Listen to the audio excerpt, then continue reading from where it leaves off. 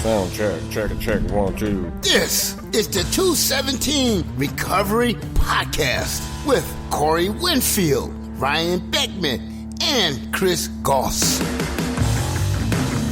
28th of February 2020. My name is Corey Winfield, and welcome to the 217 Recovery Podcast. Ryan Beckman, Chris Goss not on tonight. If you listened to the podcast from the other night, the female replacements, it was pretty interesting. It was my mother, Sandy, my sister, Kylie, and my girlfriend, Marnie.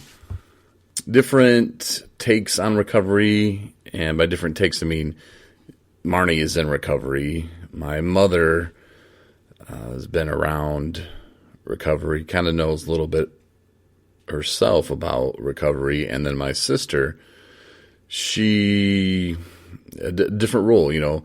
Marnie said at one point in there, and I should have called the show that, but I didn't really hear it until I actually listened to the podcast, but she said alcoholics and the people that love them.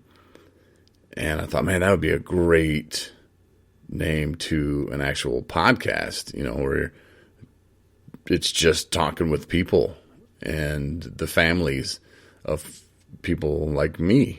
You know, people that are affected by addiction. And that'd be pretty interesting. It gives hope and insight, and everybody's story is different. I was talking to Ryan today about that. I had to write a paper for my theories of personality class, and it was talking about genes and traits, and you know, some people say that it's hereditary, you know, the alcoholism disease or the gene, and you know, it passes down as a trait. And other people, I mean, there's so many different ways to look at it, and really, do we know? No. But after writing that, though, it did give me a little bit more insight to how things happen to people and what happened to me in my own life, you know. And one of the major life stressors, as they call them, for me was, and this is, I'm not blaming anybody, it's somebody's fault. It's just something that happened. And personally, me as a child, I didn't deal with it right, you know, and our brains are still growing when we're young, and we don't know how to deal with it. But, was divorce, and, you know, the father leaving, and it is what it is, man. But I can deal with it now because I can recognize and go back and look at my childhood and realize what was wrong. And it's nothing that I did wrong. It's nothing that they did wrong. It's just the environment that I was in is uncomfortable, and learning how to deal with things that are uncomfortable in a healthy manner is something that you need to learn. You know, if you're never taught that, how are you going to know? So looking at my future and the youth that will be around me in my future, my nephews, my nieces, my own child, I'm going to make sure that, you know, there's always an open dialogue with them, you know, to let them know that, hey, you know, if you're feeling this way, and it's going to take a lot on my part too to realize it, you know, not that I want to be they call them a helicopter parent or something like that. I don't want to do that. I'm not going to be hovering over them all the time constantly, but I have to know when the signs are there, when there's something going on, you know. And if it is something like a divorce or a loss in the family, even a pet, you know, I have to be there and to talk about it, and, you know, to help them through it. Because in the book that I was reading and the paper that I was writing today, you know, one guy said that the genes, not one gene is taking over and doing one thing or making one person act this way. He said it was like a cluster effect, you know, like one gene helps the other, that gene helps the other, and that gene helps the other. And I've kind of thought about that. I thought, well, man, like that kind of explains a little bit, at least when I was reading and what I was thinking at the time. Like, if one gene is got, 20% of the job, and the other gene, it passes down the line, and none of them really know what to do or how to react. I mean, I don't know. I know it's crazy. You're probably thinking, Corey, what in the F are you talking about, man? And no, I'm not smoking weed. I don't do that either. And I know people in Michigan, hey, it's legal, you can do that. I prefer not to. It's like when they started legalizing weed and they're like, oh, everybody's going to be smoking pot. No, I don't smoke pot. I mean, you can get pot anywhere, man. You can go get some weed. People weren't running out in droves. I'm going to start smoking pot now. Either you did it or you don't. But anyway, that's a story for another time, or a debate for another time. But yeah, so looking at the genes and the traits and sure, so-and-so's father was an alcoholic and, of course it runs in the family. And, I think a more suitable thing to say is, the environment that the father was brought up in and the kid was brought up in. And if the environments are the same, well, yeah, it's going to be the same. And it would make sense to think, well, it must be a gene. It must be passed down. But I think more about the environment more than anything, because you take twins, they have the same exact genes and identical twins, same genes. But how they react to different situations and different things completely different. And that is how the environment doesn't make the twins the same. The environment makes the twins different because they're going to react different because they are individual people. And when I was talking with Ryan about that, like I mentioned earlier, I think that the best way to treat mental illness and addiction is individually. We've always, and you might have heard this too in your path, that everybody's recovery is their own. Like what I go through and what I had to go through and what I'm working through is completely different from what you're doing. And we can share some same stories and some similarities. Like, that's just what alcohol and, it's just what drugs do. It brings you down to that point. And that's why, when people think, well, I'm going to be smarter than this, and that's just other people. I'm going to be different. If it gets to that point, you're not going to be different, and that's where the similarities come in. But as far as like what's going to help me is different from what's going to help Marnie. It's different from what's going to help Ryan. It's different from what's going to help Chris. We have to find that place and find those problems. And why are we running? And at first, when I started drinking, it was because, yeah, man, that feels good. And that's natural. But when it becomes unnatural is when, I broke up with a girlfriend or a girlfriend broke up with me.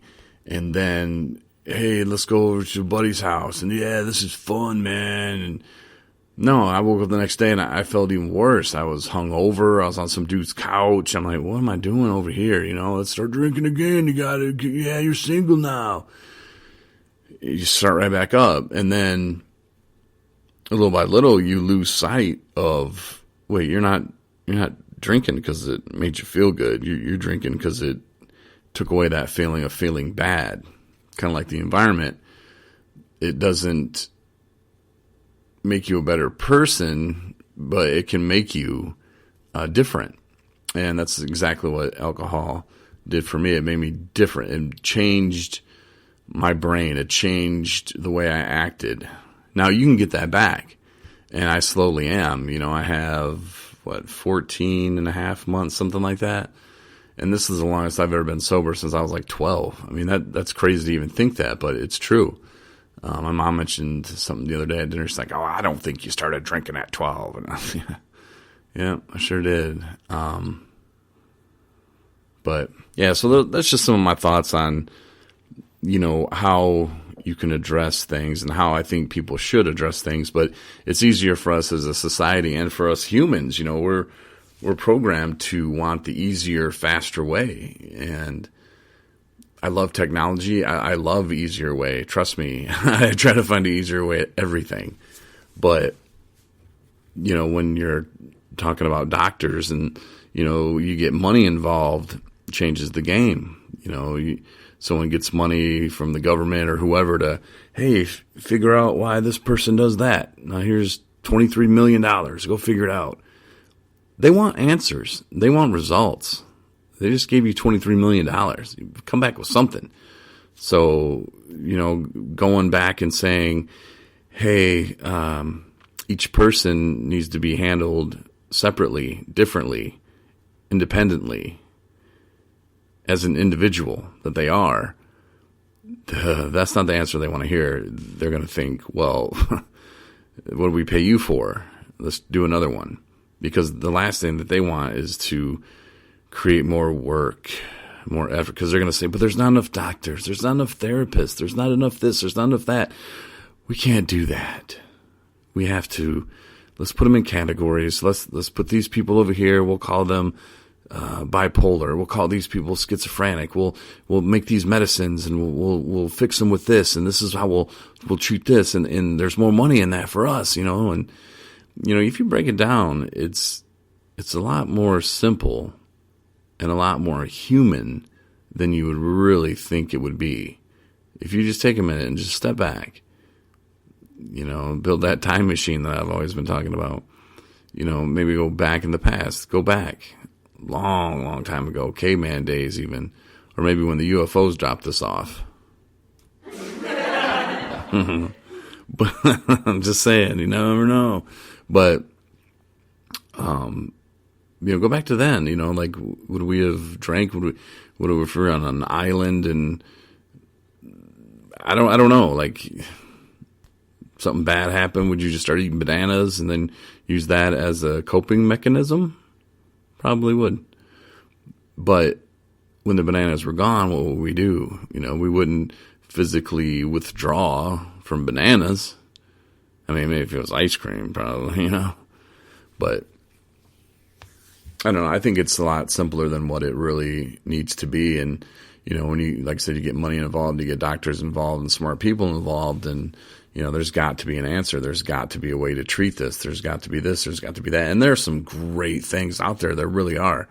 I mean, I couldn't have gone this far without the steps that I had to take and, you know, learning a little bit along the way each time. And it wasn't necessarily learning it each time. It was actually putting things to work for me, you know, and I don't think anybody ever told me that I needed to, you know, look back, but I've always heard that childhood trauma is a huge part, you know, and I didn't study that. I didn't make that up. Somebody else did. And it's just something that I heard. And I think that's when I started really addressing it and realizing, you know, the abandonment issues that I felt.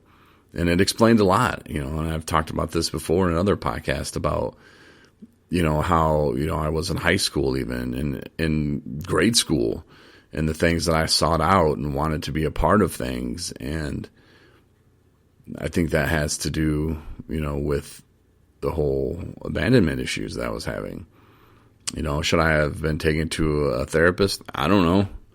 Would I have been honest? I don't know. Probably not.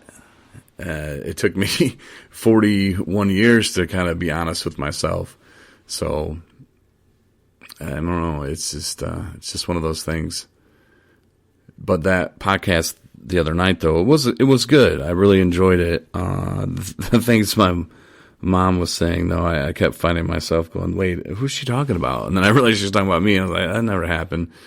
And the way we remember things are, you know, different sometimes, you know, and it's still, it's not, let me try to think. I'm not trying to say it was painful, but it wasn't pleasant to hear, you know, those things. I knew that, you know, I was taking huge leap of faith. And I kind of jokingly told them, let's not turn this into a bashing Corey session. And they didn't. But for me, just to give them the microphone and walk away, without being